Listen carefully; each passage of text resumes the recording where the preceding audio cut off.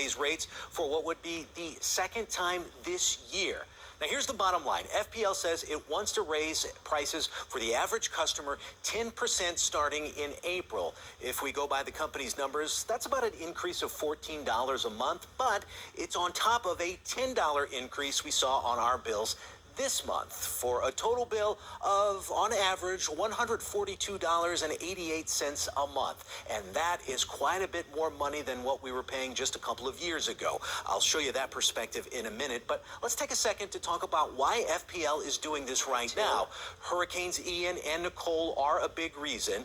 FPL says it needs to recover $1.3 billion from those storms, and the company proposes to do that with a surcharge over the next year. But here's the thing. Natural gas prices are also an issue. Last year, FPL says actual prices were about $2 billion more than what the company planned for.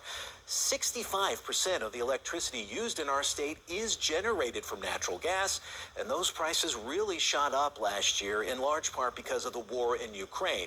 Now, if you feel like you've been through this before, there's a good reason for it. Back in 2021, 2 years ago, FPL introduced a 4-year rate plan to increase prices to pay for new infrastructure. Now, here's what a spokesperson said then about keeping prices low.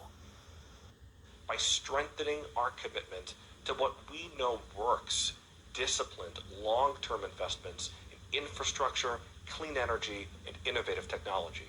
Now, when he said that, again, in 2021, the average customers paid $101 a month, and FPL projected the rate this year would be $111 a month. But now with this new proposal, we're looking at paying closer to $143 a month.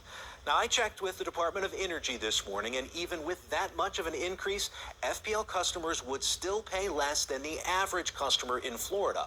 And right now, this increase is just a plan. The Public Service Commission will ultimately have to vote for it.